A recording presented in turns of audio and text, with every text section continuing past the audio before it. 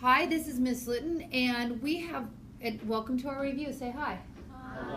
They're super tired. Anyway, we have already done the essay review for Unit 5, and there's a lot of content information that is in there. But first thing I wanted to do was address if you had any lab questions, and we could start off with that. So the first lab that you might have issues with is the Transpiration Lab. So let's deal with that. Transpiration Lab questions? Yes? Wait, can this be on like in general, like not the content? Yeah, sure. I'm just confused with like standard deviation, if we should use it in our analysis or not. Yes, you should. Okay, and then can you go over how to like solve it? Because like a lot Yes. of them, So look at your equation on how you do standard deviation. Are you looking at the lab map? yes. Okay, so give me the equation. Wait, it's just not working. My computer just stopped working. Oh, whoops, wait. It's xi minus x average, right? Squared over n minus 1 square root, right? Isn't that what it is? Yes. Okay, so if I had, let's say I had, I'm just making up some data, okay? So let's say I had 4 points. I had 4 milliliters lost, 5 milliliters lost, 6 milliliters lost, 3 milliliters lost. Okay, so I have 4 points to work with. Are we all right with that? Okay, so what does this number right here stand for? Well, I need to be a different color. What is that number right there? Oh, I mean in general in the equation. It's the average. Okay? So all I would do is add 4 plus 5 plus 6 plus 3. What does that equal to? 18, and I would divide it by 4, and what does that equal out to? 4.5. So my x equals 4.5. Are we all right so far? And if you would look on your equation sheet, it tells you that this is average. Okay? So now I have to, as far as these go, I have 1, 2, 3, 4 numbers to deal with. Okay? Because this number right here is each of my plot points. Okay? So the next thing I would have to do is I would say, okay, and I would do a list of these. I would do 4 minus my average. What's my average? 4.5 squared plus, what's the next one I would do? 5 minus 4.5 squared plus, do you see what I'm doing? Do each one of those, okay? This means what? What does this means right here? Sum. So then I would add each of those up, and that's what the top value is right here. My bottom number here is n minus 1. N right here, this n, it's how many did we have? Well, I had 1, 2, 3, 4 points. 4 minus 1. So I would take this sum, divide it by 4. What is 4 minus 1? In this case, it's 3. Then once I have that, I take the square root. Basically what you're doing is you're saying, let's add up all the squared differences between our average and each plot point. Let's add up all the squared differences, divide it by our sample size minus 1, take the square root of that. That gives us our standard deviation. If you have a large standard deviation, that data is probably not that great because it's all over the place. One of ours was all over the place. I don't remember which one. Was it? Fan? Mist? Was all over the place. And then some other ones, the points were closer together. So that's probably a better data point. It's more dependable if there is it's more probably representative. We probably aren't doing something the same if we have such a huge standard deviation. We probably didn't norm our process. Okay? So those calculations go underneath your average, that chart we made. That's where those calculations go. You only have to show me this for whatever your variable is. And then you can just report when you talk at the end, you can talk about it in your analysis section. You can talk about the other ones that were calculated. Yes? Sorry, since I just came in, so instead of dividing the bottom by n with n minus 1, we're doing it the same as it is represented on your equation sheet. I give you Khan Academy because there's two ways you can do it, n and n-1. So do it how it is on your equation sheet. You have your AP equation sheet that we use. That's how you want it. That's the number you're going to use. Okay? More on the Transpiration Lab. You haven't asked me this, but I'm assuming you all know this, right? So when you do your graph, right, you're going to have 0, right? And this is going to be water loss. So anything up here is going to be a positive water loss in relationship to the control, right? And anything here would be a negative, right? And the only one that's going to, and remember, all of our, whatever you do for your bars, okay, let's just say this was light, and let's just say this was the fan. This is how much water was lost greater than the control that didn't have the fan, that didn't have the light, right? We corrected our readings on the control, based to your control. That's what you reported, right? And we averaged that together. But when you reported your number, you reported it, the difference between yours and your control, right? Okay? And so this is a positive compared to our control. We lost this much water. Compared to our control, we lost this much water. That was the difference. But for mist, we're going to have a negative number, right? Because compared to the control, we lost less than the control. And one of these ones, you will have a second column. Like if you had done light, you will have your individual group, how much light. Okay, so that's how your graph should be. All right, other questions on the Transpiration Lab? Yes? In the analysis, you said to include standard deviation for like the evidence. Yes. So how is that supposed to support our claim? Your claim? Okay, so you're making the claim that you have to base your claim on the evidence, but having looked at the evidence, I can definitely say, based on that evidence, that water potential was a factor in transpiration, right?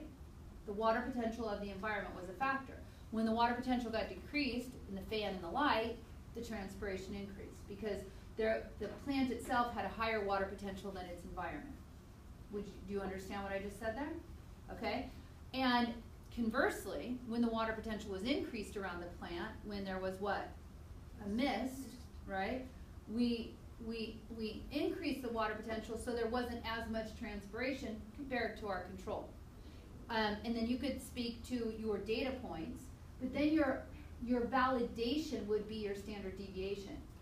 So you're going to have a hard time using your evidence to support if you have a huge standard deviation. You could say, I can support more the fan and this one less on the mist because we were all over the place in our numbers. What? What? Oh, span that was all over the place? Yeah. That was it. That was awesome. Yeah. But do you see what I'm saying? It's like you can support it and you say you have evidence, but how good is your evidence? You see what I'm saying? And that would be where you would bring up your standard deviation. Yes? So for your claim, you can say that two of the environmental variables created more transpiration. Yeah, I would talk about it bigger, just like in your hypothesis. I would say my claim would be that the water potential, the environment that the plant's living in, will impact the rate of transpiration, or the amount. We didn't measure rate, we measured the amount of transpiration. Okay. And then I can back that up with when the water potential was lowered in fan and light, this is how much water was lost on average. Okay. And when I increased the water potential around it in mist, this is how much. My standard deviation supports, I had very small standard deviation for light, and so that data is possibly questionable. But you could at least say, for I think all of them, maybe but one, I haven't looked at the data recently, was negative for mist, right? Didn't they get all negative numbers? So at least compared to the control, they all lost less water than their control. So at least that is uniform, right? Yay. Okay, what else on transpiration? Any other transpiration questions? You're good? All right. So then let's talk about Foodborne Lab. Any questions on foodborne? What did you think? Hi, sweetheart. What did you think was the culprit of the Shigella? What did you think was the culprit of that? It was the cheese. Yeah, you could see that banding pattern in there. It was the cheese. Okay, so you're going to make a claim as to which layer, right? And you're going to give the evidence based on your photo. Make sure you label your photo when you put it in there so I know which well hole everything is. And I was busy returning work, and if you were in period 1, I returned it to you before I actually graded it. So give it back, okay? I thought I was returning the part 1, but I think I might have returned some part 2. So if you already submitted it today, just give it back. Make sure it's submitted. Sorry about that, my bad. Part 2, yeah. I thought I was returning part 1, but I was returning some people's part 2s to them. Okay, anything else on that lab? Good? Okay, so now, talking about content, move this up here.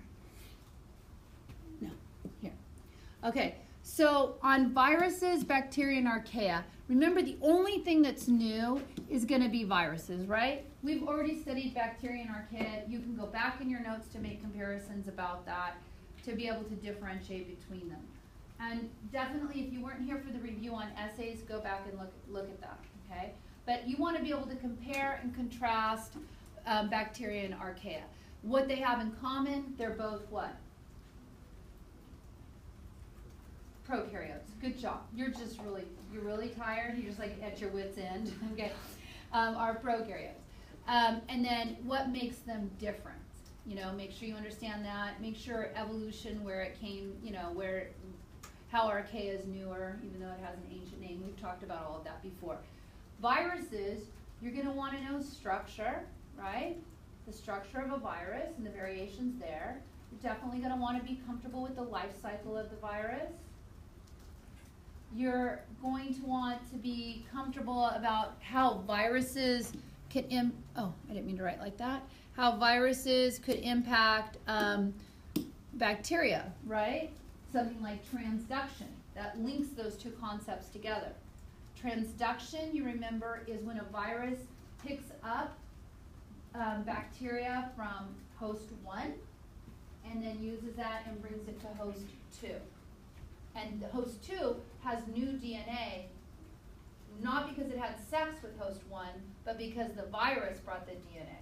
What's it called if 2 had sex with 1? What's that called? Conjugation. Okay? What if the bacterium picks up DNA from its environment, let's say from some dead bacteria, it's just floating DNA? What's that called? Transformation. Good job. Okay, so you can connect those two. Looking at, let's make sure I'm talking about everything. I said that. Review, like, what's the difference between a viroid and a prion, right? And make sure you're just going to have to familiarize yourself with bacterial structures, you know, things like the wall, right? Remember peptidoglycan, right? It could have slimy, remember that. Talk about plasmids, extra rings of DNA, those types of things. We talked about genetic variation. We also revisited symbiotic relationships, but I think that's going to be totally easy for you. We talked about how there's different relationships with oxygen, right? And I would know a little bit about cyanobacteria. Like if I asked you, if you're going to pick one bacterium as critical, what would you pick and why? That would be a good question. I haven't written it yet, so I don't know what I'm going to write. So I'm telling you now, that's on my mind. And then the different kinds of archaea. Okay, anything you want to ask me about chapter 20? Okay. All right, so 23 and 24, that was your hyperdoc, yes? Was that a hyperdoc? Yes. Okay, good. Okay, so hurdles to getting on land, right? Because that was what it was about in how to get on land. Here, let me get your hyperdoc. Maybe. Yeah. the process, like the process of getting on, yes? No, you're fine. I didn't mean to say it like snappy. Yes. Oh my gosh, what? On the group shared notes, you only have 23.1 for chapter 23, so is that the only lesson we should focus on? Yes. Oh, okay. No, I mean, whatever's on the hyperdoc, right? Whatever I have in the notes, you want to know. 23.1, and then I jumped to 24. It was like a combined. And the reason is, you used to have to know all of those things, but now they've kind of pared that down a little bit. Yeah, so that's why I don't have that on there. Okay, so talking about green algae, talk about adaptations to land. Definitely you're going to know alternations of generations. That's one of your essays, so for sure know that. I would know the difference between monocots and eudicots. And yeah, I would know that roots get water and leaves do photosynthesis, but I think that's pretty basic on that one. And I think, what else do I want you to do? I already told you steps on land. I told you that. Know about mycorrhizae, right? Yep, that's good. Okay. 23, 24. Anything you want to talk to me about 23, 24? Yes, I'm ready. I'm not positive if this is in the next chapter or not, but how does like gas exchange happen when plants are trying to save water? Like if they're not trying to... Super good question, because that's the battle they have to face every day on what to do. When to open up your stomata and when to close it. If they're tending to lose a lot of water, they're going to go ahead and close their stomata because they don't want to lose too much. Then you run into issues with photorespiration. So some plants have adaptations for that and some plants don't. So they end up, kind of spinning their wheels and wasting energy doing photorespiration. So different plants have different adaptations for that. Overall, they know they need water because it's not just that all the parts need water, but also on a hot day that helps cool a plant off because they're bringing up water from the roots. So then they have different strategies. Some of them will have sunken stomata so that it's not out there. Sometimes they'll have hairs. It creates a boundary layer. Those are all different adaptations you can have in order to decrease water loss. You have stomata on the underside instead of the top, right? That's another way because then you don't have direct light so that you can keep them open. What else? I think I asked you about that in the lab too, to like come up with some ways, some adaptations. Yes? Could you just briefly go over the difference between a eudicote and a monocot? Yes, I can, but you have a chart that's probably faster. Yeah. Yeah, lots of charts. So, go ahead. I'm listening to you. I guess my question is more of like how specific do we need to be when knowing the difference between, like, I know like the veins and everything, but do we need like... Right, I would probably... They may not have a direct question about that. Like these will look similar on the root, but here you will see that star shape in the middle of a eudicote. I would do things like in the stem, like some critical things is in a eudicote, you have what's called this vascular cambium, which allows for secondary growth. And so you're going to see xylem. Maybe I need to get another card. You're going to see phloem to the outside, and you're going to see, all done, sweetheart, thank you, and xylem to the inside, and it allows for secondary growth because the vascular cambium can keep making more tissue, so you increase in girth. Whereas in the monocot, you have, it looks like monkey. Do you remember this image? Okay, so they have what's called scattered vascular bundles where these are arranged in a ring. I think I would know about leaves and that they have things like palmate venation and no petioles, where here you could have pinnate venation or you could have palmate venation and you definitely have a petiole. And then the seed leaf, which is what it's named after. This looks so hideous. I apologize. So they have one seed leaf, whereas dicots have two seed leaves. Okay. Yes? A seed leaf, I'm pretty sure Cotyledon? Yeah. Yep, you got it. So, and that's when we talked about the triploid endosperm in angiosperms. And angiosperms, there's monocots and unicots in angiosperms, right? So remember that center of the female gametophyte? It looks like 3 toes here and 3 toes here. And this right here is the egg. And here there's what's called polar nuclei. And the sperm will fuse and then make the 3N triploid endosperm. And endosperm will go either to be 1 seed leaf or into 2 seed leaves.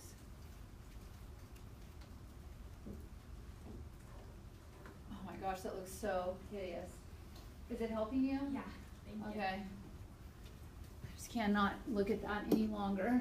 Any other questions about chapters 23 and 24 that you want to go over? All right.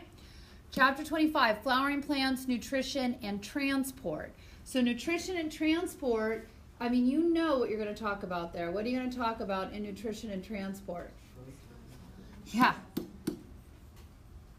Xylem and phloem. Phloem. Okay?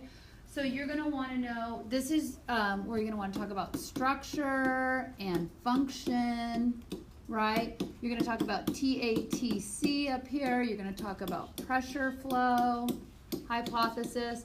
And if you go and watch the essay review, we went into great depth on all of that. And I would encourage you to go to the essay review and watch that. Okay? And then let's make sure there's nothing else I want to throw in there. Oh, what the plant would need, like what are its requirements. And remember, I don't have you learn all the minerals, but we talk about soil and the importance of soil, right? And what the basis of what soil is composed of, about the water, right? And the minerals and gases, right? So you might want to review that. You were going to talk about, when you talk about all those things, remember you're going to talk about what gets them to happen, what gets them to occur. But I went over that already in the essay review. And I think that's it for that one. Any other questions on that one? Okay. So I would say watch essay review for this one. All right. Okay, next. Flowering plants, control of growth responses. That was a hyperdoc.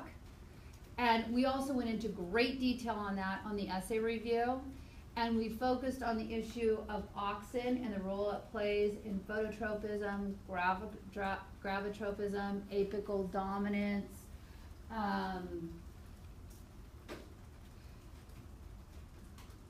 I don't think I talked to you about embryo development, but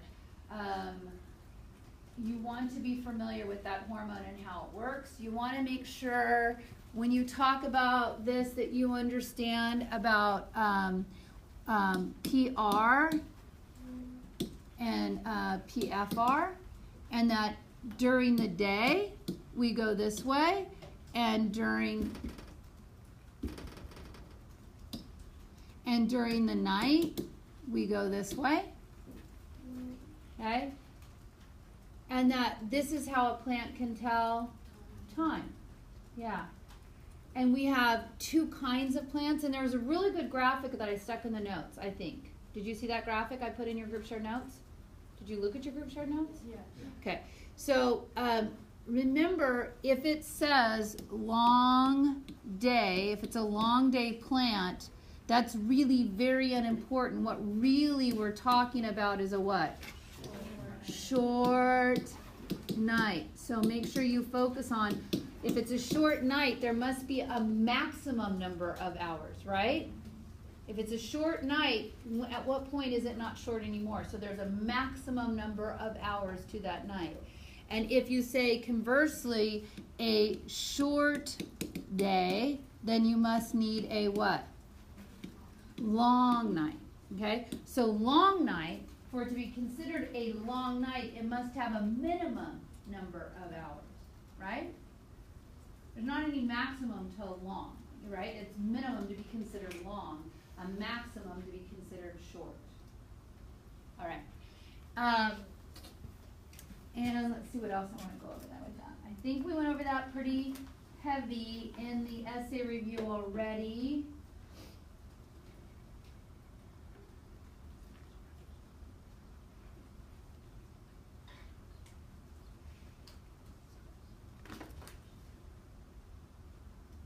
Review at the end in your group shared notes. Review at the end about like germination a little bit and circadian rhythms.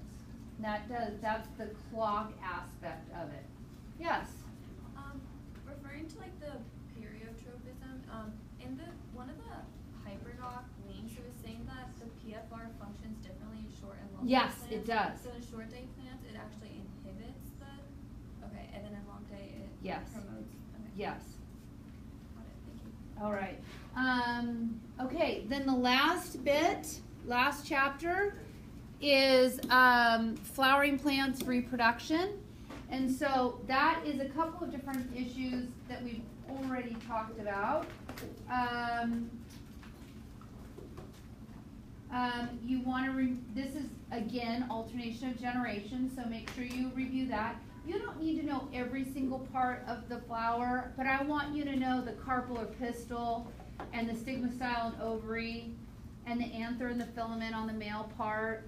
Make sure you can understand, relate alternation of generations, which we learned about earlier, apply it to the flowering plant. You know, what is the gametophyte? What is the sporophyte? Right? Okay, and talk about what's unique to flowering plants is the double fertilization. You don't see that anywhere else. So by double fertilization, that would be one of the, inside the pollen, right? Inside one of the sperm nuclei is going to fertilize the gamete, and one is going to fertilize the polar nuclei. That's the double fertilization. Okay, so you only see that in flowering plants. And like ideas about the flower, like why you have a pretty smelling flower, and what does it mean if your flower is not pretty and doesn't smell good, those types of differences, and what those adaptations are for. And then just touch base that you have a couple examples of asexual reproduction in flowering plants, like cuttings, right? And that you could genetically engineer them. And just reading through your summaries that I gave you at the end of the group shared notes, which are like really long, but it's like less than reading a chapter, you know, by reading through the summary. Yes? When you say genetically engineered plants, Yes. I remember reading about two genes. I think they're called leafy. And Yeah. the other one, I don't remember. Yes, the flower one. Yeah. Is that what you want us to know? No, that's showing you how plants communicate within itself, and transcription factors, and how they can, and how that can move, and how that can impact genes, and then whatever that plant is doing. What I mean by genetic engineering would be, you could have a plant that necessarily couldn't be grown in salt water, but you could genetically engineer it, and you could take a sample, some stem cells from a plant, remove the cell walls, and it's just a protoplast, insert some genes, and then grow another whole plant. Because you can do asexual reproductions in plants, you could grow up another whole plant that has, where every cell has that ability to be more salt tolerant.